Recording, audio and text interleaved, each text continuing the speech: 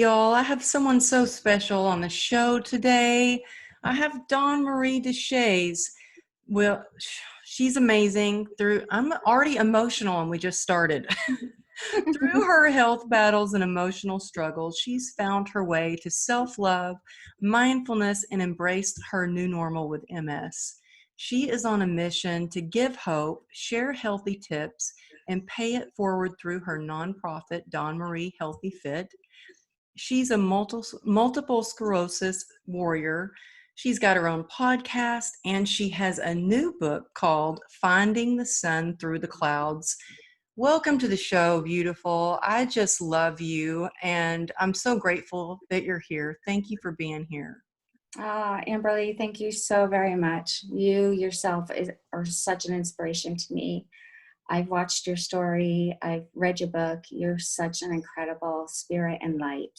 And you bring so much hope to our life. Thank you. Well, I'm amazed. We were talking before the show, and I'm amazed at all that you do. And it's clear that you are on a mission because you don't just post on social media every day and have your blog, and this is your second book, but you also reach out to people and you're of service.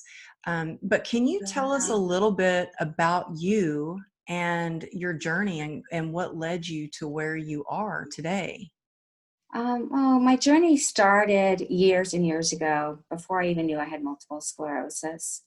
For over 20 years, I was misdiagnosed, sent to doctors, given Prozac, Xanax, told you're overstressed, you're a hardworking woman, then became a mom, you're overstressed because you're too tired, you need to take a nap, then trying to become the perfect corporate wife and a mother, and trying to believe that I could do it all. And I couldn't because I was living with an unseen monster called multiple sclerosis that was ripping me apart every single day and destroying my life. And on the outside, all you saw was my beautiful smile. On the inside, I felt like a whirlwind, a tornado, a thunderstorm, a lightning bolt hitting me every single day of my life. And I felt like I was going crazy. With that big ball being thrown at you, I had many thoughts of suicide. Felt like I had nowhere to turn because I didn't have evidence to prove that something was wrong with me. So I hid it, and I hid it well. But in the meantime, I was more destructive every single day. It was kind of like you were living a double life. On the outside, everything was okay, but on the inside, you were slowly, kind of your spirit was dying. Yes. When you finally got your diagnosis, and what did the doctor tell you? Like, did you go to a doctor who finally said, aha, we know what's wrong with you? Did you Yeah. that you finally had an answer, or were you devastated? How did you feel at that moment?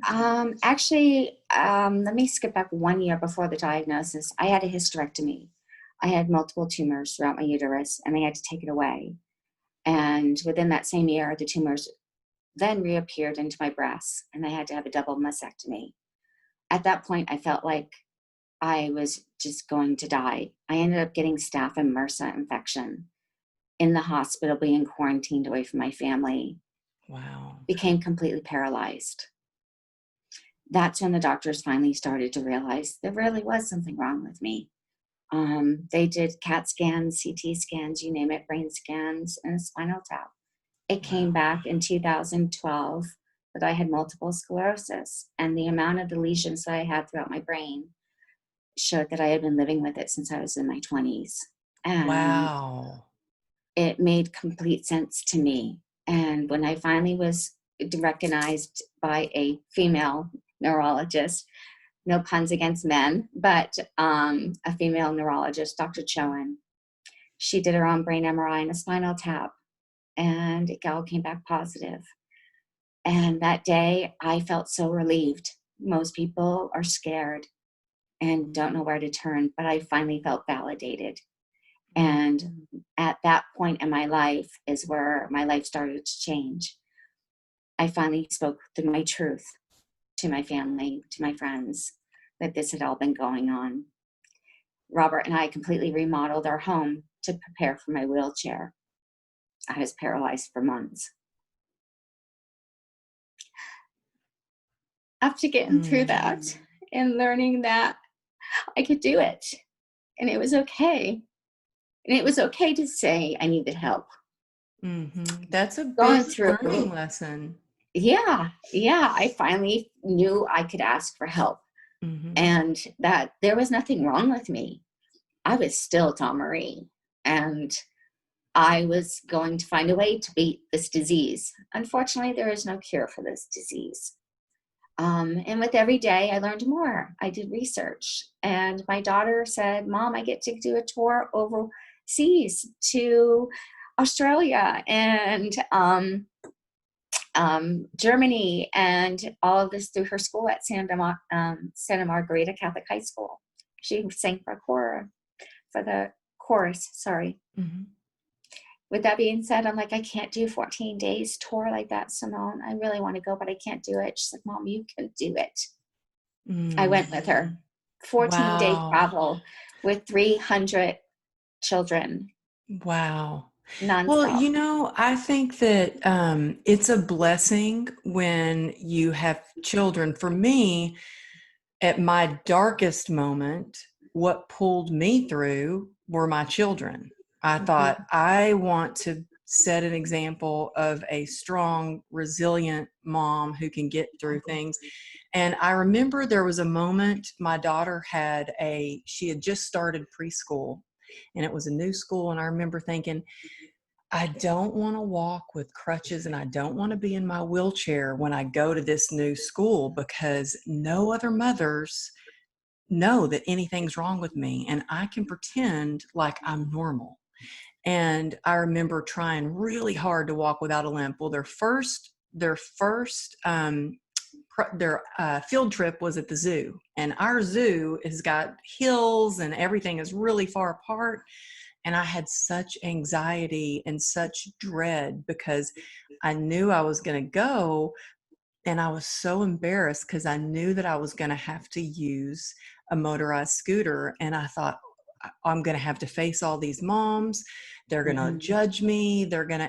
I decided at that moment, I'm going to flip this around and I'm going to make it the coolest thing ever to be in that scooter. And so I went and I got my scooter and I pull up in the scooter, and Ruby's in the front and she's all proud. And I ended up giving all the kids in the class, they took turns and they were fighting over who could ride with me. They all wanted to ride on the scooter. So it's all how we look at it. And I Yes. think it's all about how we set these goals up for ourselves and that belief that we have in ourselves. And man, our children are such inspirations and motivations for us. And I think it's really important for you to find someone who motivates you. Find something, a purpose, something to believe in or something to strive for. I think that's so important, and it's just amazing what you did. Now with MS, do you often have to use crutches, wheelchair, or anything like that? Because you said you remodeled your home for a wheelchair.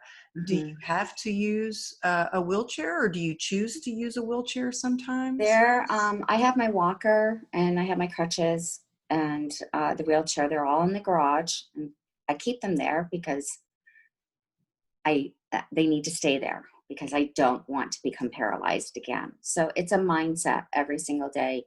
Even when I cannot walk, I will hold the wall. I will walk slower. I'll sit on the floor. If I lose my speech, any part of my body can shut down at any given time, any second of the day. I could lose my eyesight while I'm driving. I can be Do walking they take normal your out to driver's dinner. license away? No, they did not. Nope, because No. I haven't permanently become blind yet. I have been blinded and lost my vision. I've lost every ability, and it has all come back. And the reason why is because the myelin sheath of the brain hasn't been completely destroyed in those parts, and my brain is trying to rebuild. And I am constantly retraining my brain of a different, like a map. Like that part of the brain is not working, so I have to retrain and teach my body to use other positions, other strengths, So I have to keep my legs strong. I have to keep my body strong. The most important thing is I have to keep my positive mindset strong Mhm. to battle multiple sclerosis.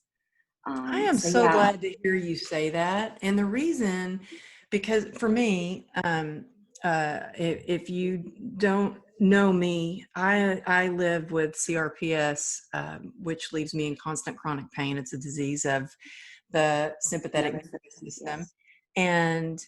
and no medication. There's no known cure. The no medication, no treatment, nothing's worked. But what helps me get through the pain is my mindset. So I'm really happy to hear you say Mhm. that too. And I think that it is a mind, body, spirit thing. If we have to keep our spirits bright, and you definitely do that. And I see that you reach out to people all the time, and you surround yourself with people who keep that flame inside of you burning bright. But how do you keep that strong mental game up? How do you keep your body strong? If you could take us through a couple of things you do mentally to stay Yeah. strong during your hardest times. First is my faith in God. Um, every morning I get up, if I'm in pain or I'm having a great day or a medium day or a day where I'm crawling to the bathroom, I look in the mirror and I say, today you're going to do this. And today's a brand new day to fight. Today's a new day to train your brain. And today's a new day to help somebody else through their difficult days. That's what we're here for. We're here through the light of God and to help each other. Second, I eat a very well balanced diet, but I don't stay on the same diet plan. I change it very frequently because what happens with MS and when your autoimmune system is allergic to certain medications, your body also becomes allergic to food. I've had a lot of uh, bowel issues, I have a lot of stomach issues, and your gut is your first brain. Then it goes to your brain. So, whatever you're feeding your body, if you're finding a reaction, you need to stop it if it's making you not feel well. Certain foods are inflammatory, which flare up my multiple sclerosis. Some drinks, alcohol is inflammatory, which will trigger a flare of multiple sclerosis. And sometimes it puts me back into paralyzation mode. Mm. As far as personal body strength, I'm always active and walking around, and I train when I can. We have a personal gym in our garage with all the equipment and everything in there. And the days that I'm weak, I rest and I sleep. The days that I have strength and I'm strong, I train, I'm active, I'm out moving around, I'm writing, and I'm reaching out to people. Well, can we just go back to that real quick? Because I think that is really, really important. You listen to your body. Yes. What I hear you saying is you really listen to your body. Yeah. And I think so many of us, including me, I'm the queen of not listening to my body. I mean, I'm getting better at it, but I mean, I grew up where it was all about suck it up and, you know, hide your crazy and be a lady. And if you are talking about hurting or being in pain or needing help, it meant you were weak. And I had to really retrain my thinking to don't ignore the pain, but ask your body, what is this pain trying to tell you? How can you listen to your Exactly. body and give it what it needs?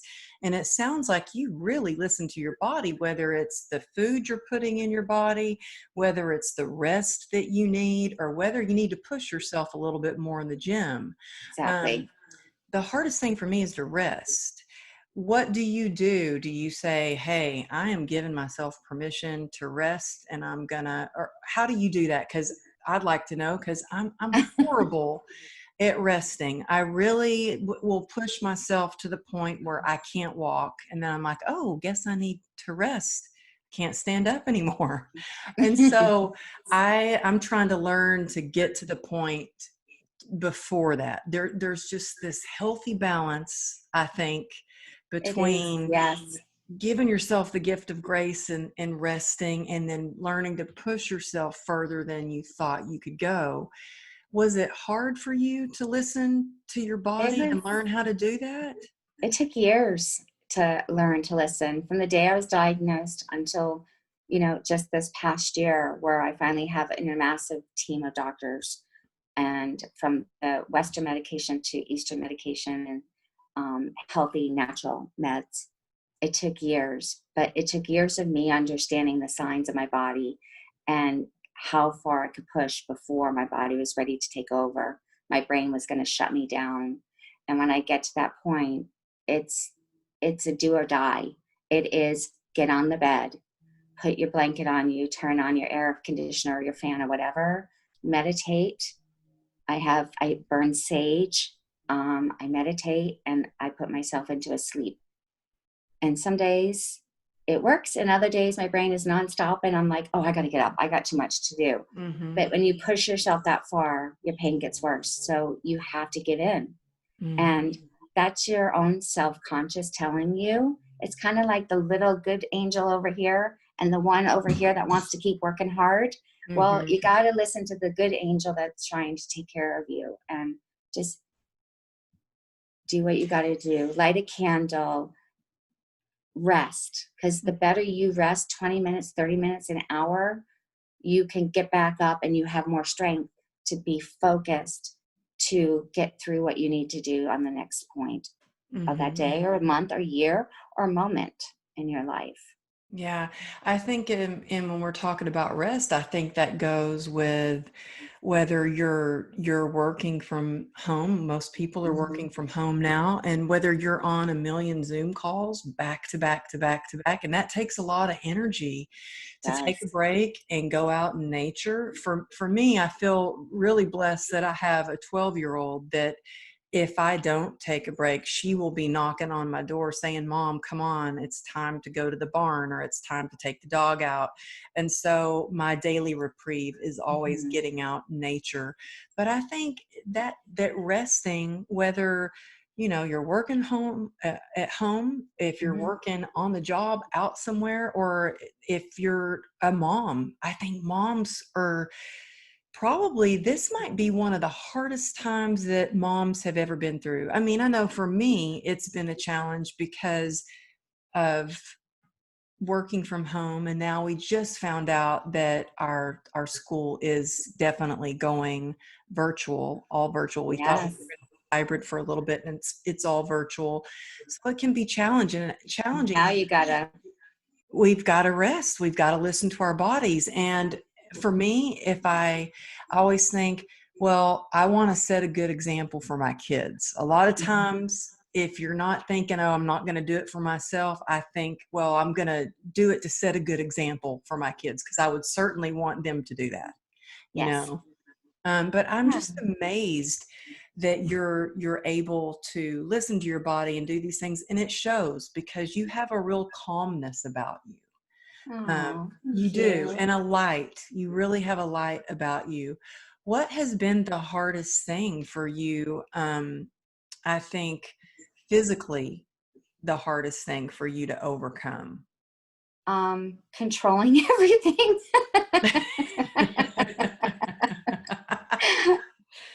um, yeah, I've always been a little bit of over OCD, trying to control where things are and what's going on and how to move forward. And I've learned that I can't control everything, and Mhm. the only thing that I can control is myself. And I have to let everything else fall into play. And when someone needs me, then I'm up there.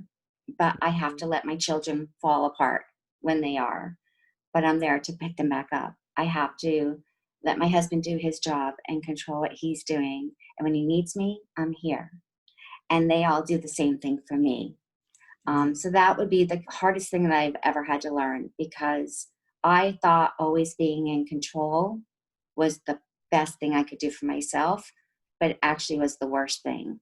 Learning how to let go and let others help me has been the best thing for me. Do Um, you think that MS taught you that? I think multiple sclerosis taught me that. I believe what it has put me through in trying to take my life has taught me that. in 2018 when the medication was so bad that I went up to 152 pounds of pure water and infection in my body. And I And thought, oh, I've been yeah, septic before, and septic. you feel like you're dying. You're dying and you really feel like you're dying. And I was that way too. I remember when I got out of the hospital, I actually got on the scale because I Mm-hmm. was like, oh my gosh, I was like a balloon. Yeah, you And swell and you like, swell. Yeah. yeah, And I remember overnight I lost 12 pounds. wow. I crazy. Now, yeah, now I can kind of laugh about it, but it's It's scary. crazy. And you talk about, like, in your post on Instagram, and if you guys Yes. don't already know Dawnmarie and don't follow her already, you can find her on Instagram at Dawnmarie Healthy and Fit. And if you're listening to this and you're driving or whatever, it'll be in the show notes so you can find her. But you did a beautiful post today, Thank you. and it's just a gorgeous picture of you on the beach with your husband. And at Yes. first glance, somebody might go, oh, wow, what a perfect picture and couple. And then you read the caption and you find out that your husband actually saved your life. You did. And and y'all Yeah. have been together for 30 something years? We've been, our wedding anniversary is September 2nd of this year. It's 30 years this year, Wow. 2020. But we've been together for 33 years of Wow. our life. Yes. That's And beautiful. he has never given up on me, even when I told him I wanted a divorce, when I didn't know I had MS and I thought I was crazy. Every time I've like battled against him because I didn't want the help. Every time I've pushed him away because I thought I had to control everything. He's always been that calm stone, that warrior, that prince, that shining star. Wow. And he has never let me give up. He did not know I was suffering as bad as I was, and that I was septic with the medication that I was taking to sleep at night. Um, and writing my life, living with phantoms, a journey to the truth. I wrote 52 years of my life on paper, as raw as my life is. And that stirred up a lot of emotions I wasn't aware of.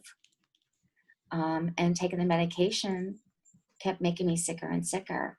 And all I knew, I was feeling worse and worse. But I got the book done, and after, it wasn't like I planned it, but I knew I couldn't live one more day feeling like I did. Mhm. And I knew something else was wrong with me, but I didn't know what it was. I packed a bag and I said, I need to go. I need space. And he always knows when I need space because I'm a fight or flight person. I always have been. And he thought I just needed to go read or write like I usually do. And I packed my bag and I left. And I took all of the medications that I was allergic to with me. Mm. And I went to the hotel room and I took all the pills and I left a video message telling him that I was sorry if I ever disappointed him in the pain that I was living in, and that I couldn't do it any longer, and I didn't want our children to be in pain watching me. And I thought the best way to do it was to take the pills and go to sleep. And I didn't know my cell phone recorded to my iPad, and Oh, my iPad was home. And I sent the message, and I just remember getting very weak and sleepy, and I passed out. The next thing you know, the manager, Robert, and all of the help were knocking down my door at the hotel room. And I remember waking up in Robert's arms. oh, wow. And for months, I went to therapy, and I realized I knew what I was doing, but then we had to go through months of doctors of figuring out what was really wrong. I was septic. The MS was increasing, things were getting worse, and I finally had to say, enough is enough. I'm not taking any more of the drugs. And I found a team of doctors that I Wow. work with every day for the last 2 years. That it took 2 years to get my body clean. Mm, from all of the years of the medication after being diagnosed mm. to clean out my system. And that's why I'm here today. And that's why I always look towards the light and to the Well, love. And I appreciate you saying that it took a it long took two time. It years. took 2 years because um, healing is not linear, and it's messy, and it's Yeah. hard, and it's confusing, and takes so much patience. And it really takes giving ourselves even more love and acceptance before we can move forward. And that's not easy. And I see, where a lot of people even think that for me it's easy to get through some things, but I'm glad Yeah. you shared that it's not easy. I mean, it takes time. And then it's not just, okay, I'm healed and I'm better. It's an No. everyday, ongoing wake Yeah. up, and I'm going to be willing to do whatever I can to get through the day, to make it through another day, being the best version of myself. Um, Right. and It's a forever ending, it's a forever never ending story of every day of resilience. mhm, It's a forever every day of loving you for the best way you are today, not 10 years ago, not for tomorrow, for today. And mhm, that's what I had to realize. mhm. And one day at a time. One Just day, one step.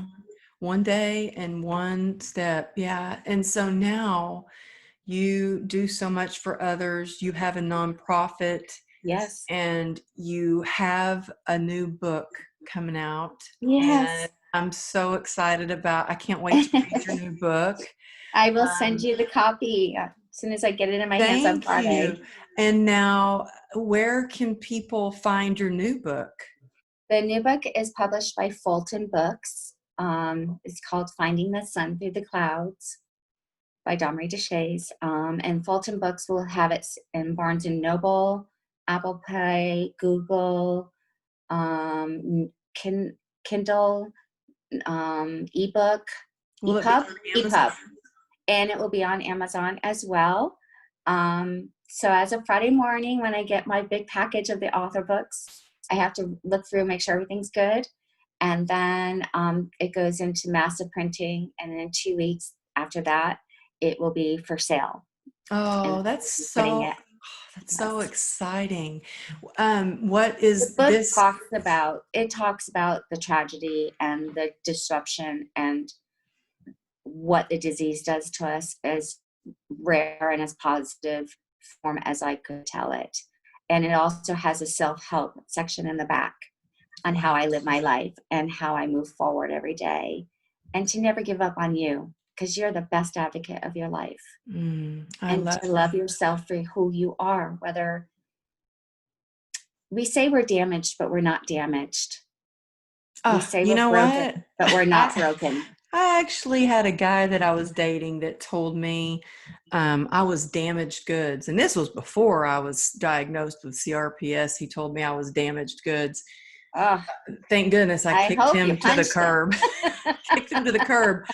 But yeah, it's easy to feel like you're broken, or for me, I felt like I had no worth because I lost my career.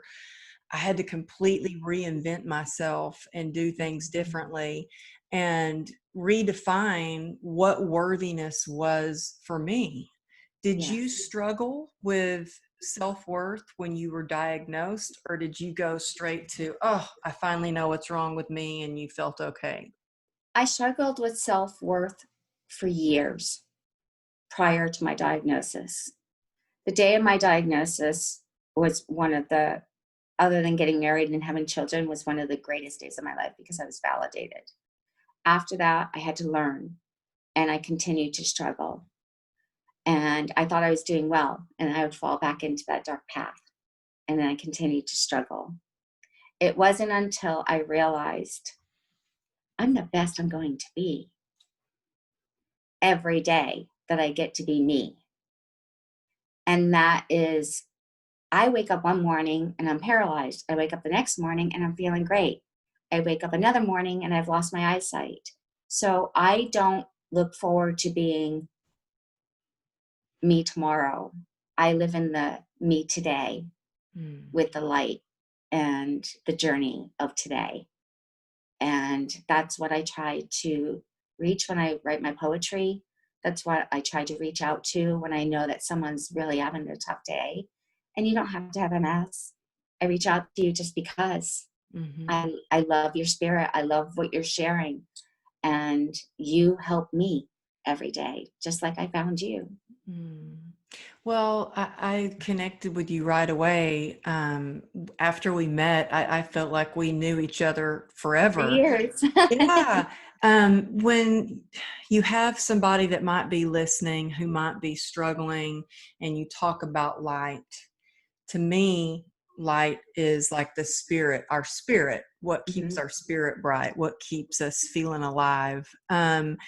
What would you suggest for people to do to keep that light shining bright if they don't know where to turn, or they don't know how to keep it shining bright? What would you suggest for them to do? First of all, keeping it shining bright is an everyday job. It's up to you to really look at yourself and love yourself for everything you are, because you are the light and spirit from your heart and your soul. We were born free of light. We were born to love. Once you tap into that, and the way that I found that was meditation through myself, my own personal thoughts, and facing those demons face on. Like, I understand you, I know where you're coming from, but I'm not going to let you cut to me today. So it's a re-meditation moment every single day, because every day is different. And the outside world can combat that. And you can push it off. And I call them energy vampires. You're taking too much energy from me. And I need to focus here and keep me safe in my heart and soul and mind. So that's the time that I take for me. So I would suggest to all of you, love you first. Love you for who you are. Love you for the light that you bring. And be truthful to yourself and to everyone around you. And if you can't do it, that's okay. If you can't move forward that day, it's okay. And accept the acceptance of okay. And once you learn that, you have a much brighter light. You look at a leaf differently. You look at a floating cloud differently. You look at the way your husband smiled at you. It's all like these magical, mystical things around you that you feel when your hair stands up on your arms. That's love and light and God, spirit, whatever you want to call it, divine intervention. It's always around us. We just need to open our heart to receive it and open our minds to accept it. And that was really hard for me to learn, because we're not taught that. We're taught to be stronger. We're taught to keep moving forward. We're taught to get that job because we're at the bottom of the totem pole and you want to get to the top. But when you open up and you accept everything you are for who you are, it's much easier to get to that top. That's beautiful. Yeah, I think that letting go and knowing that, it's up to us what kind of pace we want to keep. And I'm always amazed at the lessons learned from my children, especially my youngest, who Ruby, she's adorable. thank you. Love her. She is a character. She's my little angel. She really is. And I'm just amazed at how, children can be so in the moment. And when you talked about notice that Yeah. the gifts really around you, Mm-hmm. we were on a walk the other day and she was like, "Oh, Mom, look at that butterfly on the tree over there. Oh, Mom, did you see that bluebird?" Like, she notices all these beautiful gifts around us in a Yes. world where things are pretty crazy right now. Mhm. She notices the gifts, and she teaches me to notice the gifts even more. And I I love, love that you share that with us, by the way, oh, thank on you. your stories. I love that you share that path. It's Thank those you. moments that we need to treasure. The Well, small let me ones. tell you, if I shared some of the stories that went on behind the scenes, it's pretty crazy over here. Oh my Like, goodness. I oh my love it. God, pretty crazy. My husband said the other day, you guys can't post that video. She will get kicked out of her school. She goes to Catholic school. I'm like, no, I Oh my promise we're God. not gonna, we're not Oh, posting that. I But love that because all of my children went to Catholic school from kindergarten all the way through up to college. oh, really? Yes. Yeah, I love her school. And I love that they really crack the whip because Yeah. Ruby needs it. She's a little daredevil. Um, but I love something you said, that if you can't do it, meaning if you can't love yourself, or you can't accept yourself today, or you can't move forward today, it's okay.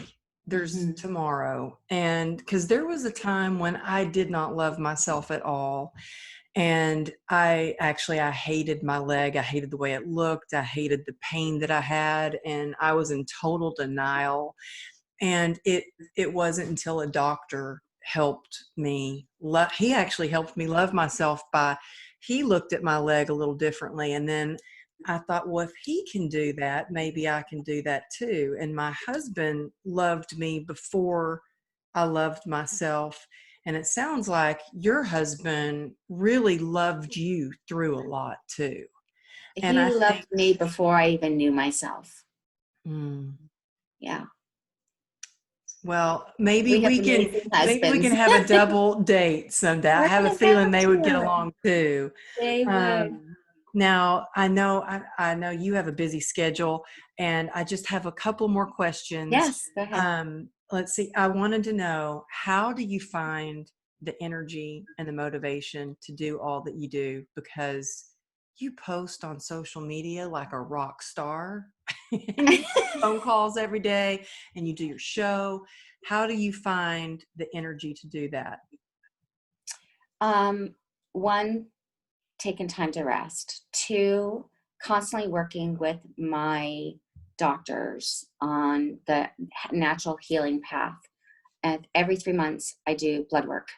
What's going on, what's needed, what's too much in your body. And we re-regulate constantly. And it's a constant open door. Like I can call any one of my doctors at any given time. Something's wrong. I'm too tired. I've lost too much sleep this week. They readjust. And it's all natural products. And I will send you a list of all of them. And they're from God's green earth. And it's the way that we heal our bodies. And sometimes you do need Western medication. I'm not putting that down. But I really have learned to listen. So within that day, I have the energy because of all the supplements I take, the way that I eat, the way that I rest, and the way that I reserve my energy to be able to write. The days I'm in bed and I don't feel good, I write and journal a lot. So the days that I don't feel well and I want to post, I'll take a picture from my archives and then I'll go into my writings and I'll pick up something, whether it's emotional, spiritual, positive, and I'll copy paste. Today was That's a real, amazing. That's amazing. Because, man, when I'm not feeling well, I can't even think straight. yeah, it's Who knows hard. what You I'd have put brain out fog. there? Yes, Yeah. brain fog is real. It's Brain real, and fog is real. it'll take me. I had to stop myself yesterday because I was in the office and I was I was like, just let me get 2 more emails out. And it was taking me forever to just type up one email. I couldn't remember how to spell like simple words. And Yeah. I was like, I'm pushing, I need to stop. I just have to stop, and I'll start again tomorrow. Mm-hmm. And, it's given myself or ourselves permission to stop so we can start again. And it's Exactly. not, resting doesn't mean quitting. Nope. It's It just means resting. that we're just taking care of ourselves in order so we can reboot and rejuvenate and continue Yeah. on. And so, And also learning, I had a hysterectomy and a double mastectomy. I went through menopause at 40. So I'm 54 today, and I have to supplement my body with things that I don't get every day because my body doesn't make them. And being a woman, you have to really be intuitive to those hormonal imbalances and really listen to it and have a doctor you can truly count on. mm-hmm. And if that doctor's not giving you what you need, find a new one.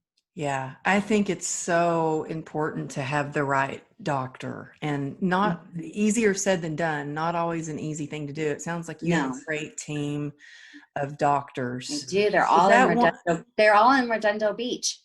is They're that one of the things you help with for your nonprofit, is to help advocate for? yes, Okay. yes. I work with Dr. Peters and his wife Jeannie in Redondo Beach. I work with Dr. Amber.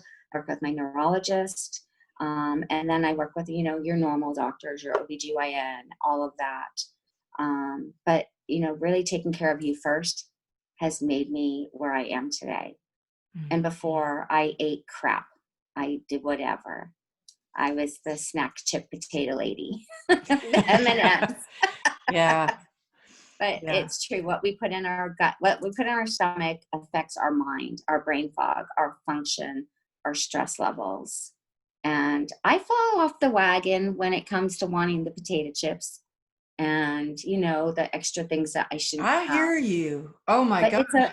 It's we're hard with, human. but I heard a quote the other day and it really got me to thinking. It wasn't really a quote. It was something that an article I read about. If you think about how 1 milligram of a drug can affect your whole body, think about what food can do for your body. Yeah. And I always say now, when you're in the grocery store, if you're going down the center aisles, you're going down the wrong path. It's so true. I heard that I can't remember where I heard that a long time ago, that you should do all your shopping on the outside of the Yeah. grocery Uh-huh. store. That's where you The, find the the healthy healthy. stuff. Yeah. And we shop at like 3 different stores Mm-hmm. because there's, we go to Trader Joe's, we go to Air Yeah. One. I don't know if y'all have Air One out Sprouts. No, I have Trader Joe's and Sprouts and Whole Foods. there. Yeah, Yeah. try to eat as organic as possible. And then I Everything that just, Robert and I eat is organic, although there are the days that I crave that hamburger. We yeah, call in with yeah, quarantine.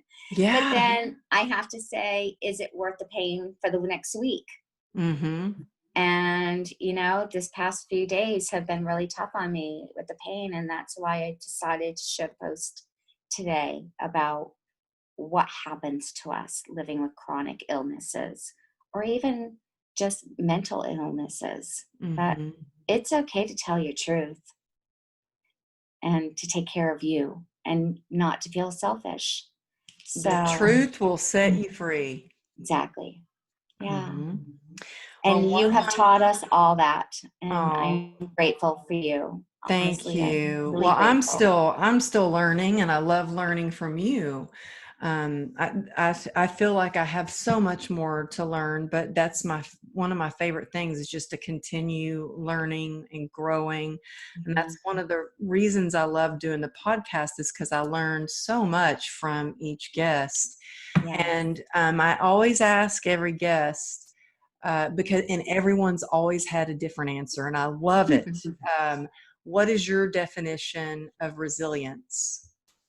My definition of resilience, so many things, but if I have to choose one, resilience against yourself to continue to move forward. Just keep Resilience against yourself, because there's going to be a barrier in front of you no matter where you go. But it's you that is in front of that to continue to move forward. That is my resilience, my soul, me, to move forward. You have the key to unlock your resilience. Yes. Mm-hmm. And every day it's a different resilience. It's not just one. It's like a muscle. Every day you got to work it, and that's how we strengthen our resilience. And Exactly.